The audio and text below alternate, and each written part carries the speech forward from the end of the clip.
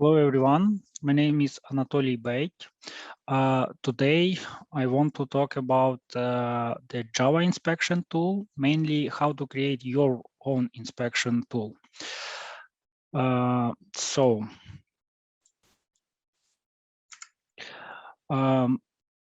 main agenda for today is, first of all, we will talk what is inspection tool in general, and then talk about what are Java agent and what from instrumentation is available to implement your inspection tools and using Java agent and that instrumentation API.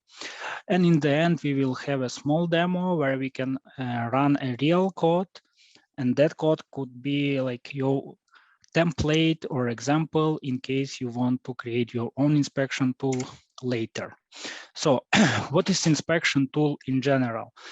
The tools that allow you to monitor your Java processes, maybe profiling them, maybe you want to transform your code that is already in progress, maybe you want to mock your objects, and actually on the market, there are already available solutions. For instance, I think many of Java programmers are familiar with Mockito, right? The library that allows you to mock your test objects.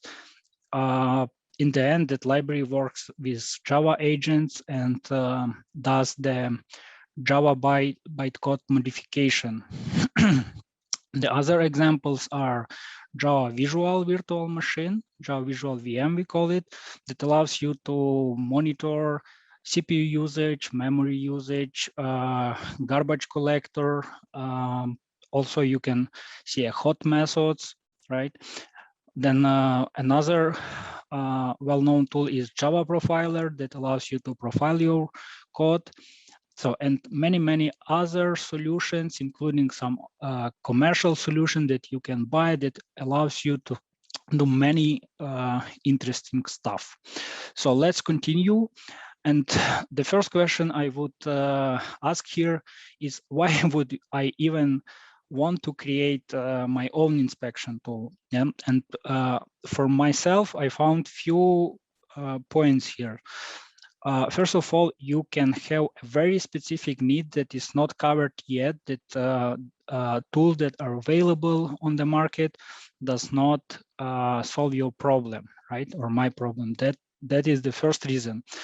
The next could be that code is out of your control and you cannot modify the source code, right? And recompile the stuff. You already have what you have, and everything you can do is just run the package, and in case you want to change something inside or maybe get some information from there, you can implement your own very specific inspection tool and get that information. Okay. The next, actually, it's fun, right? You are creating some Epson tooling that might be useful not only for you, but for other people, for Java community that might be open source, right? And the last reason I would say,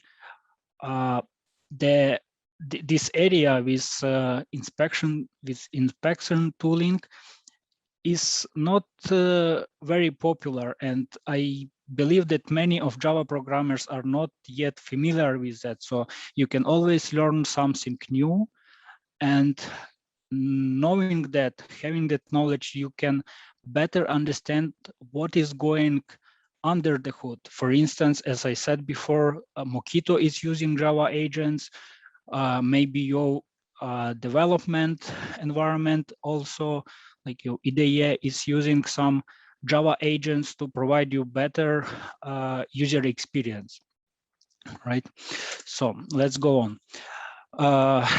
Actually, two main steps that we need to create that inspection tool. The first is we need somehow to integrate to the code. So you have a code base, your program, and the main pipeline is you compile it, package it to some jar and run it. So, but of course there are derivation from that. And the first case is manually. What means manually? You just go to your source code, you write another code, Java code that maybe gathers the information, or if you want your custom profiling, then you just inject directly to your method, the interesting methods, the code that logs the start time, end time, and other useful information. Not really cool way, because that means you are changing you are integrating in the main business logic code that is not supposed to be for such additional stuff, right? And that means you maybe change your architecture of your application. So manually is not really cool way. Another way is aspects. Aspect, there are few libraries available. I think many of you know Spring aspects that allows you to inject to the code, to the method, without changing the code of that method, right? And the last way I want to talk about today is Java Agent plus Instrumentation API. So this is our main topic today, Java Agent and Instrumentation API. I'll cover this in the next slides, and in the end, as I said before, we will have a small demo.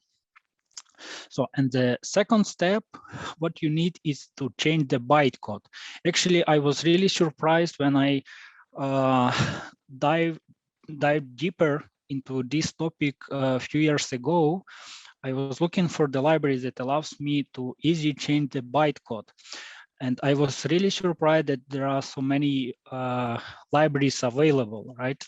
So there are a few of them. It's Java Assist, Object Web, ISM, CGLib, BCEL is from Apache, and ByteBuddy. We still will have this list later on the slides and talk a bit deeper about ByteBuddy. But for now, what is important to know that we have few possible ways, and every of these has its advantages and disadvantages. Some of them have high-level API, some of them have low-level API, some of them have both. Okay, let's go. Let's start with Java agents. So what is actually the Java agent and all? I think the most simple description is that the Java agent is just a class, the class that follows the special convention. We'll cover that on the next slide. We'll get to that later. And next, the Java agent can be attached to the Java process. So let's say you have already running Java process, or maybe you just want to start the Java process, then you can attach to the Java process additional Java code that has some logic, right? And that logic is up to you. We will talk later how to implement that specific logic. And maybe the last I wanted to say about Java agent in general is that the Java agents were introduced in Java 5. So I think every Java programmer knows that Java programs consist of the main class. So if you have not just a library, but the application that does something, the application you can run, it always contains the main method, and the main method is the entry point that everybody knows. But what if I say that except this entry point, Java specification says that there are other entry points, and that other entry points are pre-main method and agent main method. These two methods, pre-main and agent main, they are two different ways how to attach the Java agent to the main Java process. So let's start with the first way. The first way is usually called static, and it means that you should attach the Java agent to your process in that point of time when you start the main Java process.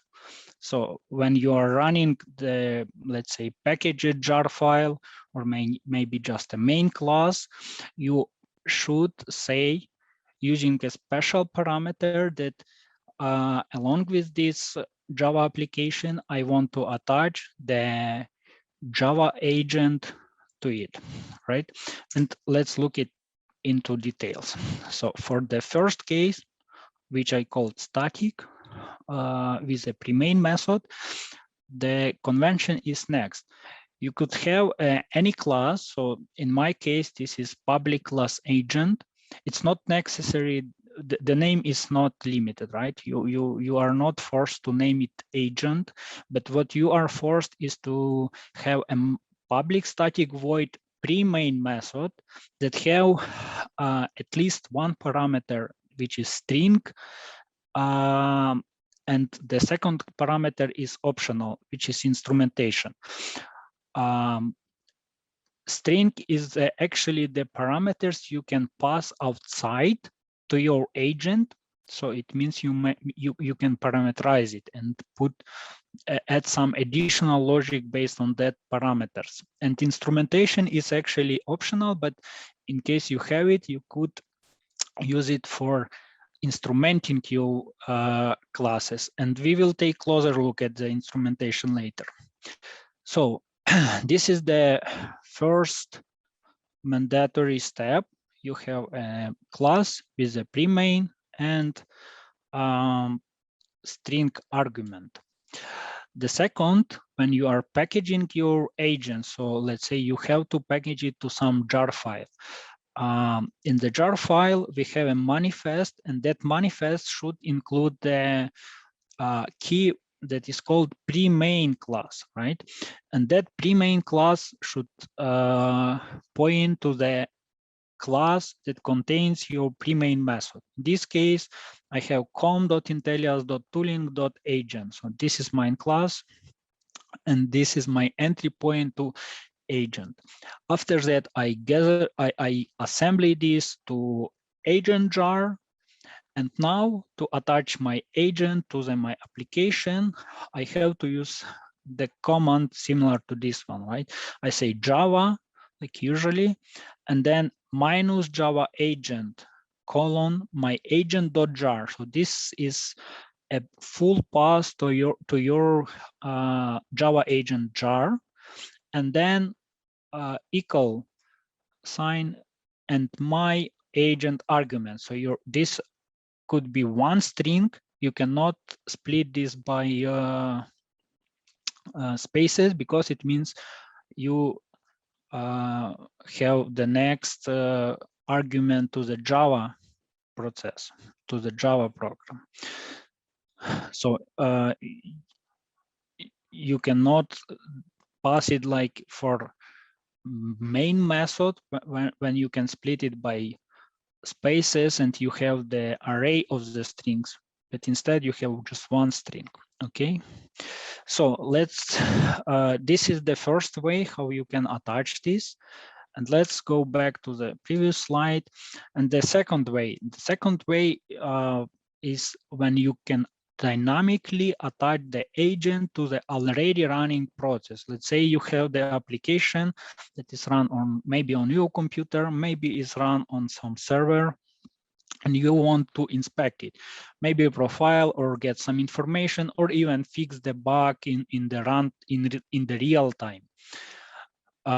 In such case, the additional agent thread is attached to the application, and the agent main method is executed.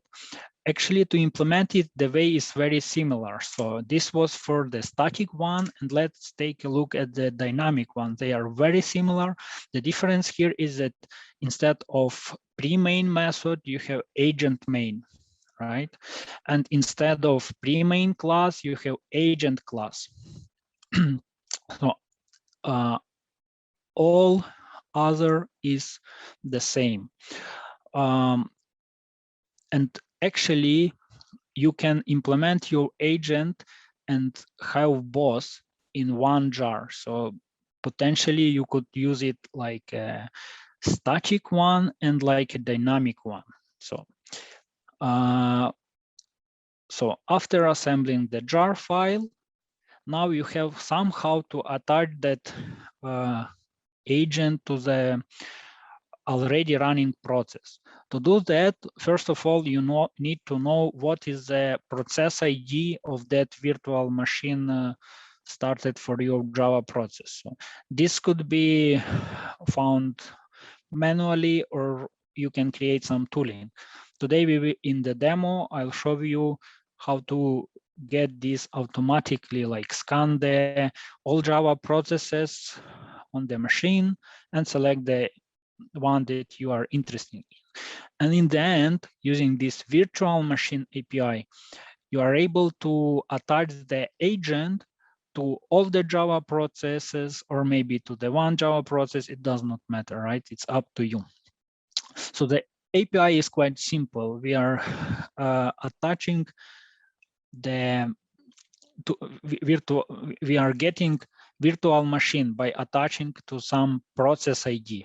And then on this object, we can call the method named load agent, and passing the agent pass as a first argument. So this is actually the same we saw on the previous slide, my agent.jar, or maybe the full pass, and then agent arguments. So actually on the previous slide, that was my agent arguments. So actually the same, but using Java code. And then finally, we detach from the virtual machine. So these were two ways how we can attach to the Java process. And let's continue to instrumentation, right? From instrumentation, we have next the main stuff is provided in the package called java.lang.instrument, and there are two main classes you can face when implementing your code for changing the bytecode. So that is instrumentation interface and class file transformer, right? So instrumentation interface has actually it has many methods, but the most simple and maybe the method that you will use in your first agent are add transformer. So there are two versions. I'll explain them in a few seconds. Then get all loaded classes, and then retransform classes. So let's start with add transformer method. It has overloaded version, and one of them contains can retransform parameter. What does it mean? Actually, when you are starting a Java process, at that point, when agent is attached, you actually might have some classes already loaded, especially in the dynamic case. So let's say you started your application 1 week ago, and almost all classes are loaded now. And then in case you attach the dynamic agent, then no classes will be loaded soon, or those classes that are already loaded, you cannot like your method is not called yet. So for that reason, there is special parameters that says, can you retransform the already loaded classes or not? And this is that argument, that parameter. Okay, the version without this parameter says that you cannot retransform the classes. So if you are implementing the general, mostly generic Java agent and you want to attach it dynamically as well, you need to use the first one. Okay, then in that case, if you want to implement dynamically attached agent, you also need get all loaded classes method that will return the array of the classes that were already loaded. So, and the next method, transform classes, allows you to run retransformation of the classes again. So they will be retransformed and loaded again. And when you say retransform classes and provide the list of that classes, each of them will be will go through your class file transformer. And this class file transformer has a next interface. So actually, this is a point where you can change your bytecode. We will take a look at few important parameters. Other I left to you, so you can, in case you want to dive deeper. The first is class name. So class name is the name of the class with package and the class name without extension, and divided by in so-called Java raw class format. So it's let's say com/Intelia/ business logic, right? So this will be your class name. Then class being redefined, in case the class was already loaded before, you will get this parameter. So this will be the class itself. But in case class is not loaded yet, you will just get a null. And the last important parameter is class file buffer. So this is actually bytecode. And this bytecode, this is what you want to modify. And as an output, give another array of bytes as an output. What is important to remember here is that in case you return null, your class will be not modified, and it's better to return null than return the same as input, because in that way, Java Virtual Machine knows that, okay, this class was not modified, and maybe that some optimization might be applied and so on. Because if you return the array, Java Virtual Machine might assume that, okay, this class probably was modified. The JVM is not trying to compare what was before and what is after, right? So this is important to remember. And let's go to the bytecode manipulation part. So we saw this list before, but now let's talk a little bit deeper. So first case is manually. I think it's obvious that manually adjusting the bytecode is not really fun. I think it's possible. In some cases, maybe it's good idea, but I think that's very, very specific case, right? Then the library that is called Java Assist provides both low-level and high-level API. Object Web ISM, I had some experience with this library in the past, and this is implemented. One of the API is in the visitor pattern. What I didn't like about this particular is that your code is really cumbersome. It's difficult to maintain and it's difficult to read because you are literally saying which line of code in which way should be changed.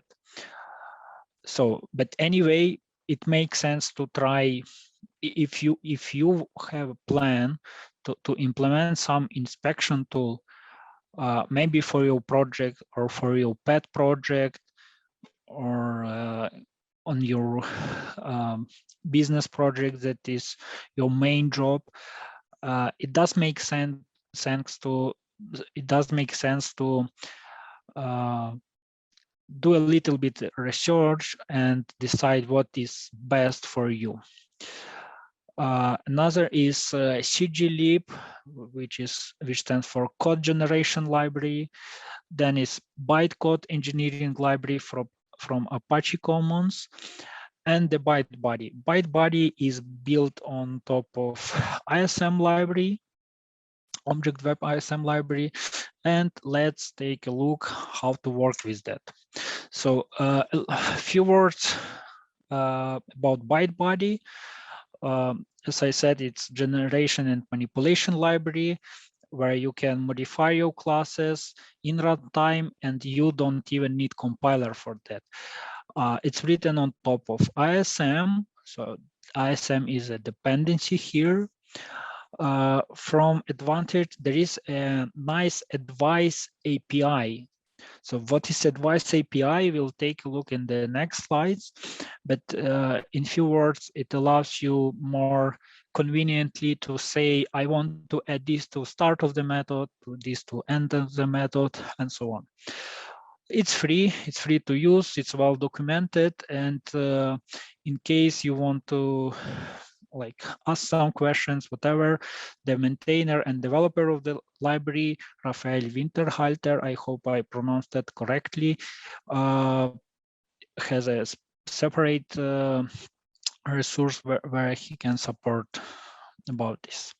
And there is, of course, topics on the Stack Overflow.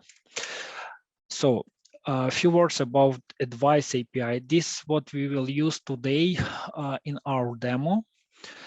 The advice API allows you to put simple Java code, like you are implementing what you want to ingest to your existing code in this style,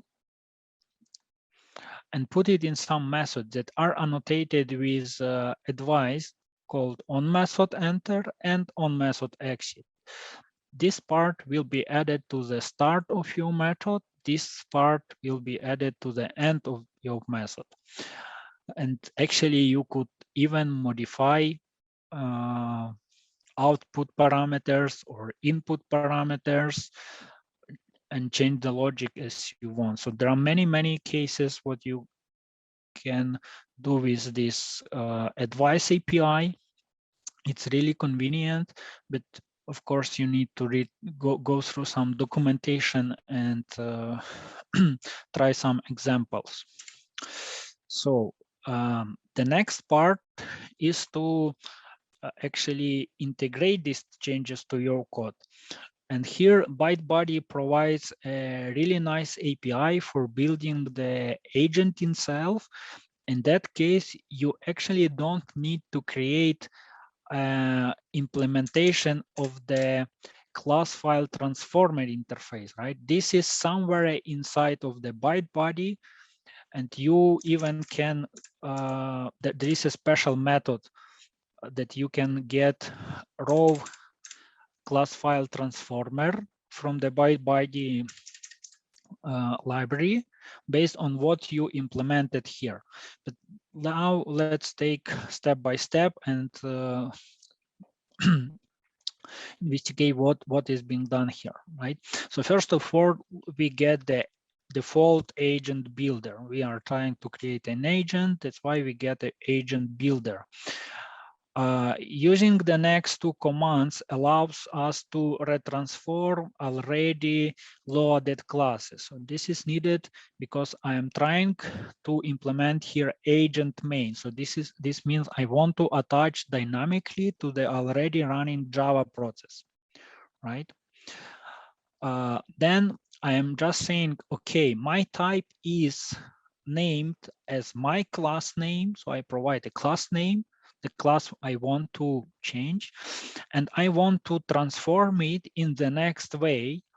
And here I use visitor API. I say, okay, please find the in that type, please find the methods that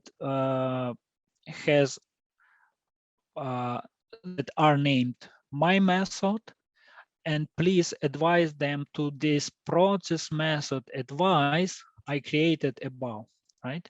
And that's it, actually. That's enough for adding this line of code and this line of code and changing the return value of the method for the method of this class named my method, right? And the last command is install on instrumentation. So I have to pass somehow this instrumentation inside to the byte body. And in the end, using the class file transformer API and using the ISM library, this will add the desired parts to the already existing code. So let's continue. There is one important things about virtual machine API that I was mentioned before. So let's go to the slide where virtual machine is used. Actually, this virtual machine API is not available out of box when in your runtime class path. So if you just create a simple Java application and try to use it, there is no virtual machine class. The virtual machine class is located in your JDK lib tools.jar file, and you need to add it to class path if you want to work with it. So how you add it to the class path is up to you. There are few possible ways. The one of them is via Maven dependency, but what you do here, you just say, okay, this is scope system, and you provide system path. In this case, I say, okay, my tools.jar is located at my Java home in the lib in the tools.jar, right? So for our demo, I'll show you this in the POM file later, but you actually need to set the Java home for our demo project, or maybe change the Java home to your actual location of the JDK. Okay. The other way is you can pass it just by minus class path, and that will be added to your class path and available. So now time for demo. For now, I am going to presentation mode, right? And what we have here is a Maven project with 3 modules, right? The modules are application, inspection agent, and inspection application. So application is actually our application we want to change. We will run this application that will be in runtime, and then we want to change it. The inspection agent is actually agent that is able to modify the Java bytecode in runtime. And inspection application is the application that is searching for the Java application that are run on current machine and try to attach them, try to attach to the selected process given inspection agent that will change the code of that application that is up, right? So we will do this demo. Okay, let's have a quick look at our application. It's actually very simple. So we have a app main class with main method, and we create some business logic here, and we run the main processing logic. So this is just entry point. And what is our main processing logic in this case? Very simple. We have a counter, I, and we count it, we increment it until method process returns false, right? So if it returns true, this is infinite loop. And in case we look in the actual implementation, it's actually endless, right? Because we print check and the number, then we sleep for 2 seconds and we return true. So very basic code. We will run this in few seconds and test it, right? But before that, let's take a look into inspection agent. So our inspection agent has a few classes, right? The first class is called agent, and that contains ingestion logic, right? Just as a template, I provided the pre-main here. In case you guys want to try this later, experiment with this, you might play with this instrumentation API. This already said, but for our demo, we are using agent main that takes the instrumentation and arguments. So the arguments in our case, it's not documented here, but I'll add it quickly. So it's a class name colon method name. So this is identifier what we want to change in the runtime, right? Then we have a parser that just splits these two parameters to the method called method identifier. This is just simple parameter, right? And now the API I described on the slide, we create an agent builder. We say that we want to retransform already loaded classes. Then we search for the type, which is named like our class names that we got from our parameters, right? So we get method identifier. We get a class name from it. And then we say, okay, now let's transform this class. And please use this instrumentation for the transformation. And the logic of transformation is put to the demo method transformer, which is here. And the transform method is quite simple. It just gets the builders, it visits the method, it finds a method that is named like this one, right? And tries to inject the code that is described in the process method advice and annotate it with on method enter and on method exit, right? So let's take a look what we want to change. We just had look at the logic class. Here it is. We see that we have process method that always returns false. And always returns true.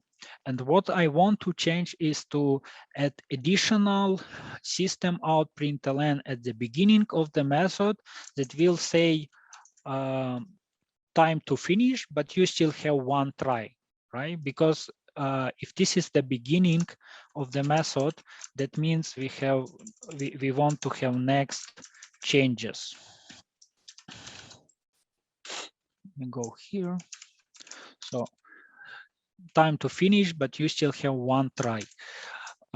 Then when this is already executed, these two statements, we print, okay, that's enough, stop. and we return the false instead of true. So we always return false and do it like this. So this is our goal. I'm not saving this code, so I'm just getting this to the previous state. And this is actually our inspection agent. And now let's go to the inspection application. The inspection application, this could be still refactored, but I think it's enough for our demo. The high-level logic is next. We get the arguments, and arguments is the pass to the agent we want to attach to another Java process. So in our case, that will be the agent I showed you in the inspection agent module. So we check that that file already actually exists, and we try to attach it to the virtual machine. And here is the code that, first of all, we want to get local monitored virtual machine. So we get the list of monitored machines. If that is not empty, we ask user to select the one of the processes, right? And this will be the ID of that process that user selected.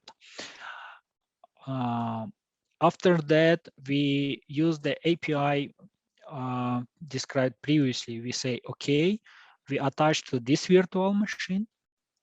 And then after attach is successful, what we do, we ask for the class to transform, and we ask for the method to transform. We load agent, which is agent pass from the parameters, and then class name colon method name that will be used later. And when this is already successfully attached, we just deattach and exit this application, right? So let's try this demo. First of all, I want to start my application, right? To do that, I already prepared the jar with dependencies, but for let's, and I'll start it, okay, in Explorer.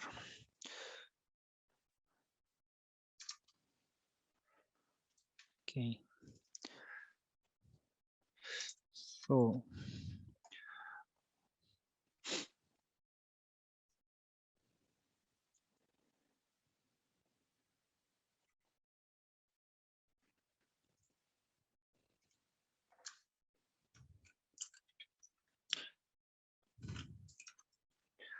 okay, here's our application. Let's start it. Java minus jar application 1.0 jar with dependencies, right? So, and now it's working, right? We are getting the check 0, 1, 2, 3, and so on. The next stage is to check that our inspection agent is ready. So I prepared this as well. Here is inspection agent 1.0 snapshot. We can even open this class for a second and check the meta inf information. We see that our agent main class is com.intellias tooling agent, right? Okay, and the next step is to run inspection application. The inspection application we will run from our IntelliJ IDEA. I show you the configurations here. So I have this inspection application. Actually, it has one parameter. That parameter says is the path to the agent. Okay, that's enough. So let's start it. Starting this application, and just remember that our main application is in progress. And this is infinite loop here. After application started, I see select virtual machine to attach, and there is list of 5 of them, right? And I have attached ID to each one, and now I can just input the index. The one that I am interested in is application.1 jar with dependencies. So let's select the first one. Okay, it says attach successfully to this process ID. Please enter the class to transform. So I remember that I have com intellias application dot logic. So this is my class I want to transform, and then says method to transform. The method to transform is method process. Okay. So detach successfully, and now let's have a look at the application. Okay, it works. Time to finish, but you still have one try. After that, we have a main logic that was inside the process method, and okay, that's enough. Stop, and application is finished. So actually, we attached to the already running Java process and modified the bytecode in the real time. So this was a small demo. The link to the GitHub will be shared, so you can actually check out, play with this, change this to your needs, and maybe start next cool open source application. So here will be the link to the GitHub repository. And what else? So additionally, I wanted to say that topic looks quite simple at first look, but actually there are many points where some issues can arise, like testing, how to test this stuff, right? There are special approaches how to test your Java agents, but that is, I would say, separate topic for the separate conversation. Then there might be tricky situation with class loading, because you can have some custom class loading. You can have hierarchy of the class loaders. And the next one is there might be some tricky corner cases with different Java versions, right? I know that many libraries are quite good updated for all new Java versions, but anyway, that should be taken into account. So I think that's it from my side. Thank you all for listening. I hope this was at least something from this was new for you, and you can use it for your next cool project, or maybe some cool tooling that will be used for the whole community. Thanks all.